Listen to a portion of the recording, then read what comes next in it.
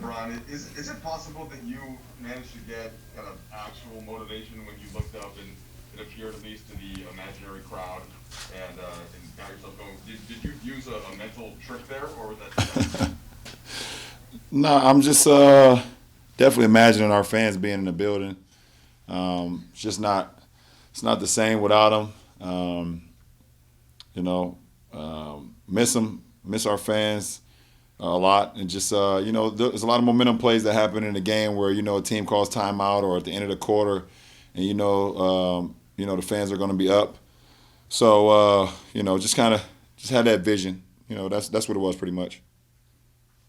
And then the dunk that you had in the fourth after you checked back in when you guys had flipped the game around and such, is there a is that a play too where it just shows something a little bit extra? You told us the other day you don't get tired right the three overtime games this week. Is that just a point of emphasis?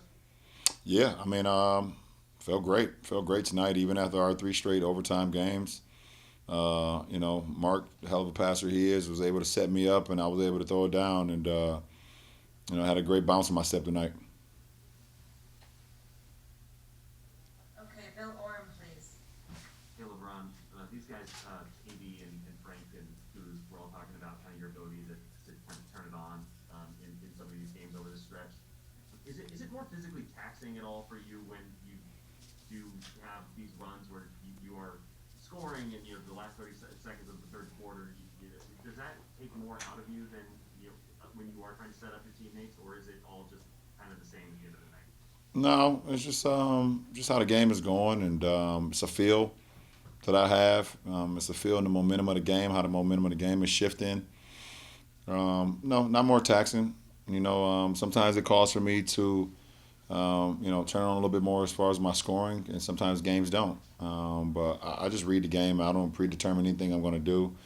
I kind of have a great feel of what's going out there on the floor and just try to read and react and go from there. Okay, David Letterman, please.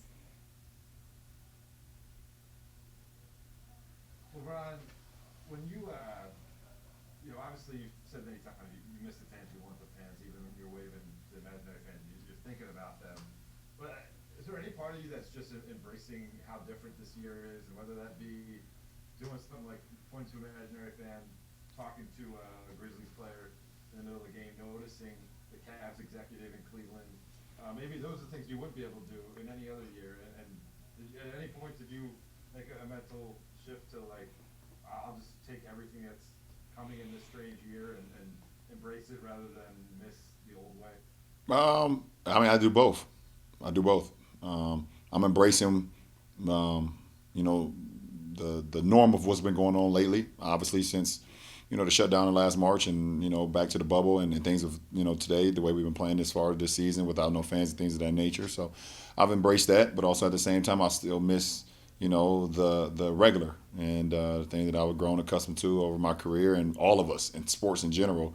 Been watching sports my whole life, and just so many different outcomes and so many different feelings that you would have if fans weren't involved. So I would never not miss the fans. They're just so much. They have so much to do with the history of sport in general. I'm doing both. All right, Kyle Groom, please. Hey, LeBron, to kind of go back to something you said on Monday, that you kind of love games where you have to execute perfectly down the stretch. And Dennis said on Wednesday, he told him you really like playing these overtime games in a row. Do you feel like how you guys have played down the stretch of some of these games is tied to maybe some of the adrenaline hitting of, hey, we have to be perfect, we have to execute, we have to do these things?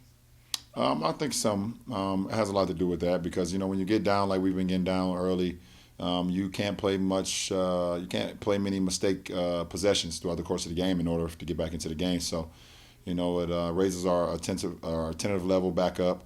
We also know we got to be, I don't want to say perfect because you're never going to be perfect, but you got to be as close to perfect as possible to get back into the game. And we're playing against some really good players and teams as well, no matter the record. Teams, find a way to be motivated versus us, and we understand it. So, but it's good to have those moments where you're out on the floor and you have to execute offensively, you have to execute defensively, and make the most of that very own possession. Greg Van Woerke, please. kind of a two-part question. How different of a player is Kyle Kuzma today than when you first started playing with him 3 seasons ago? And I guess secondly, how big of, or how difficult of an adjustment for a young player in this league, a young scorer specifically in this league, to kind of put the points a little bit behind him and try to do other things? Well, one, I mean, he's 4 years older, and he's you can tell he's grown. I mean, obviously, every year, you continue to get you get more mature, more mature. You know what you like, you know what you don't like. He understands that. He know who he is, and he understands that.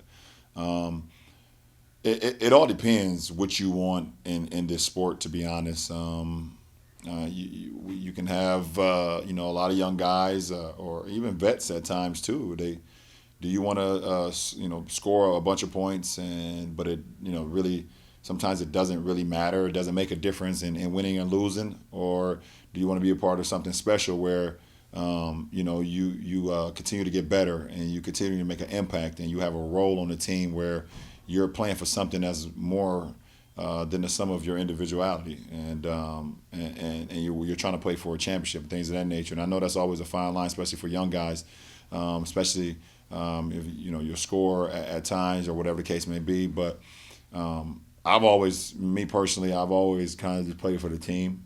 Even in the light that I've had, I've always known that if the team wins, I think everyone gets taken care of. Everyone benefits. And I think the most beneficial thing I can say for Kuz is the fact that he's grown into himself. He's grown into his role. He knows exactly what he needs to do out on the floor. He's going to defend. He's going to rebound. He's hitting open shots. He's crashing the glass. I think, him signing the contract before the season started kind of just gave him a sense of security as well, and it's just settled him down. And he's playing some great basketball. Follow up on that just super quick. Was that an easy buy-in for him early last season? Kind of, once AD is there, obviously the shots are going to be diminished. Did you sense that was an easy buy-in for him, or did it take a little time? No, it's not. It's not an easy buy-in. Because you're capable of going out and scoring 20, or you're capable of putting up high, point games. It shouldn't be a easy buy-in. It should take some time, and nothing in this world is worth not working for and taking your time. And that's what it's all about. It's all about the process. I'm all about, that as a team, as individuals, and but when you host that trophy up, it makes up everything that you ever thought about. So it all makes up for it. Okay, let's take 1 or 2 more. Rashawn Taylor, please. Hey, LeBron. Little off topic here. What was it like working with Sierra Wright, and how impressed are you by him being able to balance the football and the acting? I think more important than anything, he's just a great kid. Being on set with him and just having great conversations about not only acting but family and sports and things of that nature, and to see what he's been able to do. Even during these times, signed a huge letter of intent to stay home, to go to USC. Congratulations to him and his family, and then seeing him, do the things that he's doing, in the acting world as well. I think it's, there's no, he's more than than an athlete or more than an actor, and that's what it's all about. Being able to break barriers and also challenge yourself and challenge people that may, try to put a handcuff on you. So. He's a great young kid, and a young king, and I love that.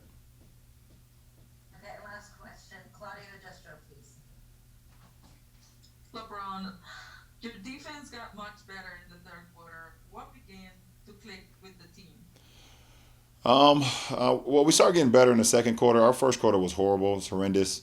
We started to, catch a good rhythm of what they wanted to do in the second quarter. Even though we gave up a 3-pointer at the end of the second quarter to Ja, we started to get a better rhythm. So, we came into the third quarter, just kind of, stepped it up a little bit more. Started getting some hands on deflections, started getting some rebounds, started getting some stops, and then getting out and do what we do best on the offensive end. So, it's all about tempo. It's all about getting a little familiarity, what they're trying to do, their speed, their cutting, their passing, things of that nature, and then execute that. So I think we did a great job in the second half compared to the first half.